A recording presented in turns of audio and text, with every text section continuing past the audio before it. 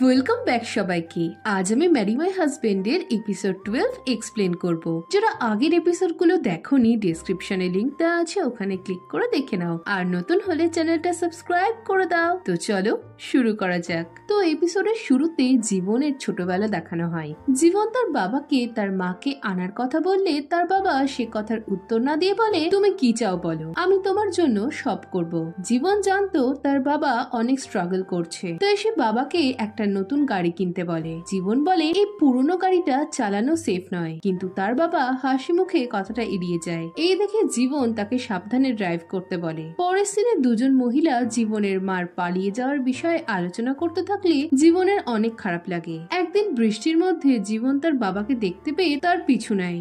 দূর থেকে সে দেখে তার মা অন্য একজনের সাথে সুখে রয়েছে, আর কিছু দূরে দাঁড়িয়ে তার বাবা তার মাকে দেখে চোখের জল ফেলছে। এসব দেখে জীবন ছুটে সমুদ্রের ধারে গিয়ে কাঁদতে শুরু করে। এরপর একদিন জীবন স্টোরে পে করতে গিয়ে দেখে তার পার্স নেই। এই দেখে দোকানের মহিলা জীবনের মার চলে যাওয়ার প্রসঙ্গ টেনে তাকে কথা শোনালে জীবনের অনেক খারাপ লাগে। তখনই সেখানে একটা মেয়ে এসে জীবনকে তার পার্সটা ফেরত দেয়। আসলে মেয়েটা সুমিন ছিল। এখানে জীবন ব্যাকগ্রাউন্ডে বলতে থাকে, সেই সময় একটা শুভাকাঙ্ক্ষী পাওয়ার জন্য আমি এতই ডেসপারেট ছিলাম যে এটা চেক করতেই ভুলে গেছিলাম যে তারা আদৌ ভালো না খারাপ। কিন্তু এখন আমি প্রতিজ্ঞা করেছি যে আমার সেকেন্ড লাইফে এই ভুল আমি আর করব না। আমি সবকিছুর সাথে ফাইট করে একটা হ্যাপি লাইফ লিড করব। আর এবারে আমি পাশে পাওয়ার মতো একজনকে পেয়েছি। এখন সিন বর্তমানে এলে জীবন ইউরাকে দেখে অবাক হয়ে যায়। সে জিহোকের হাত ছেড়ে মনে মনে বলে, আমি ভুল ভেবেছিলাম, আমি এখনো ভুল জিনিসটাই পিক করেছি। পরের সিনে জীবন হতাশ হয়ে ঘরে এলে হুই তাকে ফোন করে জানায় যে মিস ইয়াং এর ক্যান্সার হয়েছে। এই শুনে জীবন একদম ভেঙে পড়ে। নেক্সট সিনে ইউরা চেয়ারম্যান ইউ এর সাথে দেখা করতে যায়। চেয়ারম্যান ইউরার অনেক প্রশংসা করলে সে বলে, আমরা তো ফ্যামিলি। বাবা সবসময় বলে যে কখনো ভুলে যেও না ইউ এন্ড কে আমাদের পরিবার। এই শুনে চেয়ারম্যান আবারও তার প্রশংসা করে। এই সময় ইউরা বলে ওঠে, যদি জানতাম তুমি আমাকে নিয়ে এসব ভাবো তবে এঙ্গেজমেন্টটা ভেঙে দিতাম না। এই শুনে দাদু চমকে যায়। ইউরা বলে, আমাদের ফ্যামিলি এই বিয়েটা ঠিক করেছিল। প্রথমে আমিও জিহোককে পছন্দ করতাম না, তাই বিয়েটা ভেঙে দিই, কিন্তু এখন ও অনেক সুন্দর হয়েছে, তাই আমি ঠিক করেছি কিছুদিন আমি সিওলেই থাকবো। এই বলে সে স্মাইল করে। নেক্সট সিনে সে জীবন আর জিহোকের ফটো দেখে তার অ্যাসিস্ট্যান্টকে বলে, আমার বয়ফ্রেন্ড যদি আমার বেস্ট ফ্রেন্ডকে বিয়ে করে তবে কেমন ফিল হবে তুমি কি জানো? পরের সিনে জীবন মিসিয়াংকে নিয়ে হসপিটালে যাচ্ছিল। জীবন তাকে তার টেস্ট রেজাল্টের ব্যাপারে জিজ্ঞেস করলে মিসিয়াং জীবনের সামনে স্ট্রং থাকার চেষ্টা করে। জীবন এটা বুঝে গাড়ি থামিয়ে বলে, তুমি প্লিজ কান্না চেপে রেখো না, আমি তোমার পাশে আছি।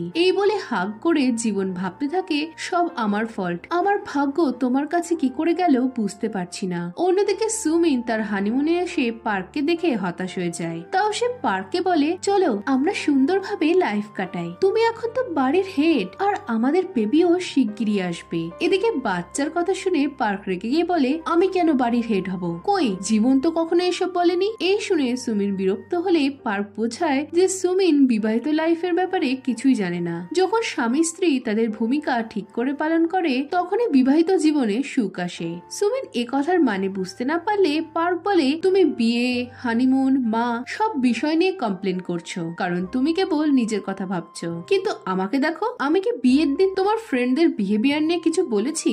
সুমিন বলে, তুমি তো রেগে গিয়ে আমার দিকে ফোন ছুঁড়ে মারলে। এ কথায় পার্ক রেগে গিয়ে বলে, দুটো জিনিস এক না। এই বলে সে বেরিয়ে যায়। আর সুমিনের মনে পড়ে জীবন বলেছিল, আমার ট্র্যাশ করানোর জন্য তোমায় ধন্যবাদ।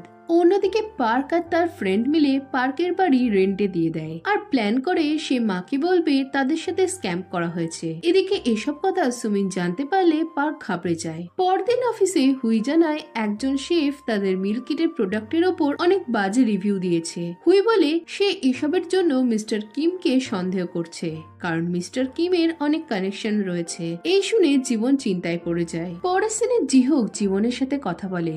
জীবন বলে, আমি অনেক কনফিউজড হয়ে গেছিলাম। পার্ক আর সুমিনকে এক করতে গিয়ে তোমাকে পাশে পেয়ে ভেবেছিলাম তুমি বাবার পাঠানো উপহার। জিহোক বলে, তুমি শোনোনি, আমার বিয়ে হয়েছিল, আমার চেয়ারম্যান হওয়ার প্রসেসের সময় আমার সাথে ওর বিয়ে হবে। আমরা ছোটবেলার বন্ধু। আমি ভেবেছিলাম কোন রকম ফিলিংস ছাড়াই আমি ওকে বিয়ে করতে পারবো, কিন্তু তা হয়নি। আমাদের ডিভোর্স হয়ে যায়। জীবন বলে, তুমি কোনো ফিলিংস ছাড়াই বিয়ে করেছিলে? এতে জিহুক জানায় এরকম রিলেশনও এক্সিস্ট করে। সে বলে, সত্যি কথা বলতে তোমার ফিউনারেলের আগে অব্দি তোমার প্রতি আমার ফিলিংস এর ব্যাপারে আমি জানতাম না, তাই আমি আবারও ফিরে এসেছি। এই শুনে জীবনের চোখ থেকে জল পড়তে শুরু করে।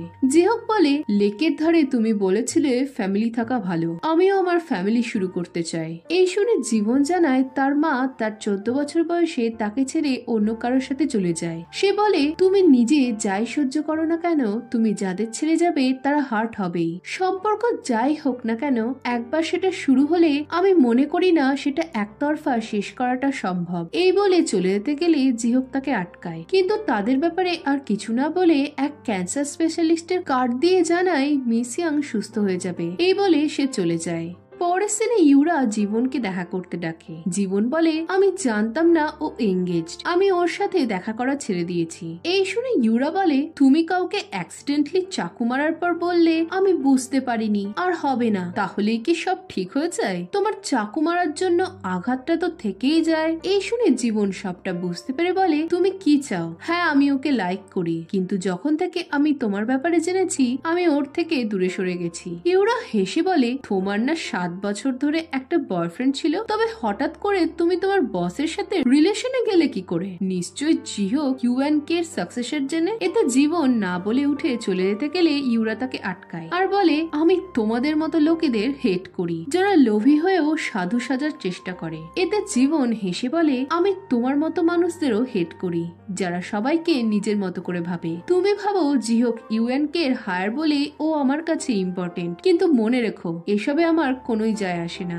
এই বলে জীবন চলে যায়। পরের সিনে জিহুক দেখে জীবন তার দেওয়া নেকলেসটা ফেরত দিয়ে দিয়েছে। এদিকে জীবনও ঠিক করে তাকে গ্রিপে আসতে হবে। অন্যদিকে মিস্টার লি মিস ইয়াং এর উপর দূর থেকে নজর রাখে। তার মনে পড়ে মিস ইয়াং এর হাজবেন্ড তাকে চিট করছে। এদিকে জীবন বুঝতে পারে না সুমিনকে তার হাজবেন্ড দেওয়ার পরও মিস ইয়াং এর ক্যান্সার হয় কি করে। এই সময় মিস ইয়াং মেসেজ করে জানায় তার ট্রিটমেন্ট শুরু হয়েছে আর জলদিই তার সার্জারি হবে। পরের সিনে তাদের সাথে স্ক্যাম হয়েছে শুনে পার্কের মা রেগে যায় আর সব দোষ সুমিনের উপর চাপায়। এতে সুমিন বলে, তুমি বাড়ি ঠিক করলে, তোমার ছেলেকে কন্ট্রাক্ট সাইন করার জন্য টাকা দিলে, তাহলে এতে আমার দোষ কোথায়? এই শুনে পার্কের মা বলে, তুমি প্রেগনেন্ট বলে আমি তোমার সাথে ভালো ব্যবহার করছি, তুমি বিয়েতে কিছুই খরচা করনি, এটা মনে রেখো। সুমিন বলে, আমার কাছে টাকা আছে আর তোমার ছেলেই তো আমাকে কিছু করতে বারণ করেছে। এদিকে টাকার কথা শুনে পার্ক এ বিষয়ে জানতে চায়। এতে সুমিন জানায় সে কিছু শেয়ার কিনে রেখেছিল। এরপর সুমিন পার্কের মাকে বলে, তুমি পার্ককে মেরো না, ও তো এবারের হেড আর আমার বাচ্চার বাবা। পরের সিনে পার্ক সুমিনকে বলে, ভালোই হয়েছে, বাচ্চার অজুহাতে আমি মার থেকে বেঁচে গেলাম। এই সময় সুমিন জানায় তাদের কোনো বাচ্চা নেই। এই শুনে পার্কের বিষম লাগে। সুমিন জানায় তার মিসক্যারেজ হয়েছে। বিয়ের দিন পার্ক তার দিকে ফোন ছোড়ার পরই তার যন্ত্রণা শুরু হয়। এই শুনে পার্ক অনেক কষ্ট পায় আর কাঁদতে থাকে।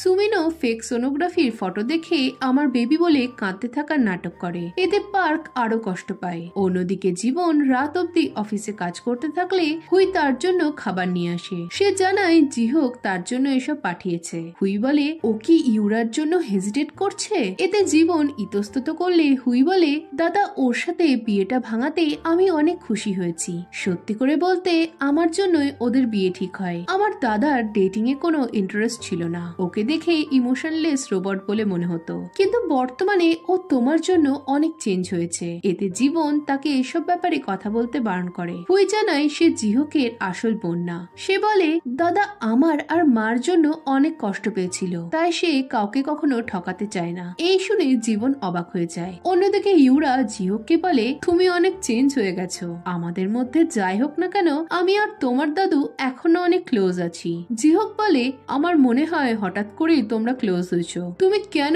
এখনো আমার উপর ইন্টারেস্ট নিচ্ছ বলো তো? এতে ইউরা বলে, আমি চাই না কেউ আমার জিনিসে হাত দিক। এখানে 2017 একটা ঘটনা দেখানো হয়। ইউরা আসলে একটু সাইকো টাইপের ছিল। জিহোকের সাথে বিয়ের পর সে একজনকে মেরে আহত করে দেয়, কারণ মেয়েটা জিহোকের ক্লোজ যাওয়ার চেষ্টা করেছিল। রাতে জিহোক দাদুর কাছে গেলে দাদু বলে, আমি আবারও রিয়েলাইজ করলাম যে ইউরা অনেক ভালো। জিহোক বলে, হঠাৎ করে ইউরা তোমার এত ক্লোজ আসার চেষ্টা করছে, তুমি কি ওর ইন্টেনশন বুঝতে পারছো না? এদের দাদু বলে, এর জন্যই তো আমি ওকে পছন্দ করি, ওর ইউএনকে ফার্স্ট লেডি হওয়ার খিদে রয়েছে। এই শুনে জিহোক কষ্ট পেয়ে বলে, আমার মা বেঁচে থাকা অবস্থায় যখন বাবা মিস চাকে ভালোবেসেছিল, তখনও কি তুমি এটাই ভেবেছিলে যে মিস চার আমার মার থেকে বেশি খিদে? এই শুনে দাদু চুপ হয়ে যায়। জিহোক বলে, আমি মিস চাকে পছন্দ করতাম। মার অসুস্থ থাকার সময় মিস চাই আমার কেয়ার রাখতো, কিন্তু যখন আমি হুইয়ের ব্যাপারে জানি তখন অনেক কষ্ট পায়। তাই আমি ইউরার সাথে বিয়েতে রাজি হই আর শপথ নিই কখনো বাবার মতো হব না। কিন্তু শেষটা জানার পর বুঝলাম যে সবকিছু ভাবনা অনুযায়ী চলে না। নেক্সট দিনে ইউরা জানতে পারে পার্ক জীবনকে ঠকিয়ে সুমিনকে বিয়ে করেছে। সে তার অ্যাসিস্ট্যান্টকে বলে, ওরা কি জিহোকের আসল পরিচয় জানে? তবে চলো ওদের জানানো যাক। নেক্সট দিনে সুমিন বাড়ির অবস্থা দেখে হাঁ হয়ে যায়। পার্কের মা গোটা বাড়ি তাকে পরিষ্কার করতে বলে বেরিয়ে যায়। তাই সুমিন ঘরের কাজ করতে লাগে আর বিরক্ত হয়ে বলে, এটাই কি ম্যারিড লাইফ? এই সময় কলিং বেল বাজে। পরের সিনে কেউ সুমিনকে কিছু ছবি আর পেপারস পাঠালে সে জানতে পারে জিহোক আর হুই ইউএনকে এর হায়ার আর জীবন জিহোককে ডেট করছে। এসব জেনে সুমিন আকাশ থেকে পড়ে। সে ভাবে জীবন হয়তো ইচ্ছে করেই পার্ককে তার দিকে ঠেলে দিয়েছে, যাতে সে জিহোককে বিয়ে করে বড়লোক হতে পারে। এই ভেবে সে পাগলের মতো চিৎকার শুরু করে। পরের সিনে পার্ক বাড়ি এলে সুমিন এই ব্যাপারটা তাকে জানায় আর সবটা জেনে পার্ক বিরক্ত হয়। সুমিন বলে, জীবন সবটা প্ল্যান করে করেছে, তাই ওকে কম্পেনসেট করতেই হবে। এই বলে সে কাউকে ফোন করে। পরের সিনে জীবনের কাছে তার মার মেসেজ আসে আর এই দেখে জীবন ভয় পেয়ে যায়। পরদিন তার মা তার সাথে দেখা করে। তার মা জানায় জীবনের বাবা তাকে ভালোবাসলেও সে তাকে পছন্দ করতো না, কিন্তু সেই টাইমে সে স্ট্রাগল করছিল বলে সে জীবনের বাবাকে বিয়ে করে। এরপর সে জানায় তখন সে ইম্যাচিওর ছিল, বেবির জন্য সে রেডি ছিল না, কিন্তু জীবনকে ছেড়ে যাওয়ার পর সে তাকে অনেক মিস করেছে। জীবন বলে, তবে তুমি আমার সাথে দেখা করতে আসনি কেন? এতে তার মা বলে, সে এসেছিল, কিন্তু জীবনের বাবা তাকে দেখা করতে দেয়নি। জীবন জানায় তার বাবা তাকে একা হাতে বড় করলেও তার মার অভাব পূরণ হয়নি, তার জন্য সে সারা জীবন মানুষ চিনতে ভুল করেছে। এই শুনে জীবনের মা তাকে সরি বলে। এরপর জীবন তার মাকে তার সাথে আরেকদিন সময় কাটাতে বলে। পরদিন জীবন তার মাকে নিয়ে শপিং এ যায় আর কিছু ভালো মুহূর্ত একসঙ্গে কাটায়। এরপর রেস্তোরাঁয় বসে খুশির চোটে জীবনের মা বলে ফেলে যে রিচ বয়ফ্রেন্ড থাকার জন্য তুমি জেনে গেছো কি করে টাকা খরচা করতে হবে। এই বলেই সে থেমে যায়। এই সময় জীবন বলে, আমি যখন কলেজে বা বড় কোম্পানিতে চাকরি পেলাম তখন তো তুমি আমাকে ফোন করনি। এতে তার মা কথাটা ঘোরানোর চেষ্টা করলে জীবন বলে, তুমি যদি জিহোককে মিন করো তবে জেনে রাখো আমাদের ব্রেকআপ হয়ে গেছে।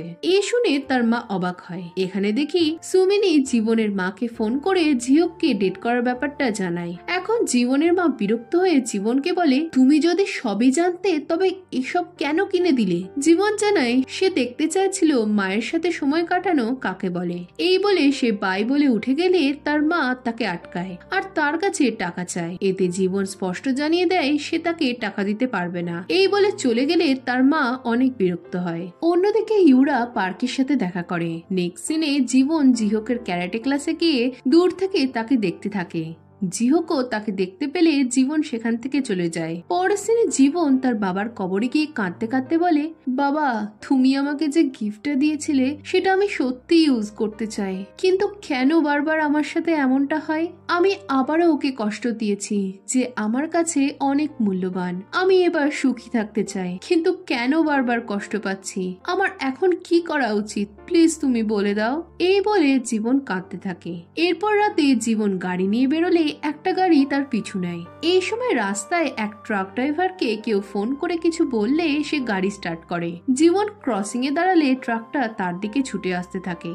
এই দেখে সে কি করবে বুঝতে পারে না। তখনই পেছন থেকে জিহোক এসে জীবনকে বাঁচানোর জন্য ট্রাকের সামনে চলে আসে আর জীবনের চোখের সামনে জিহোকের অ্যাক্সিডেন্ট হয়ে যায়। আর এই কষ্টদায়ক মুহূর্তের সাথে এপিসোড 12 শেষ হয়ে যায়। তো এখন এরপর কি হতে চলেছে জানতে হলে ভিডিওটাতে লাইক আর কমেন্ট করো, আর নতুন হলে চ্যানেলটা সাবস্ক্রাইব করে দাও। তো দেখা হচ্ছে নেক্সট ভিডিওতে।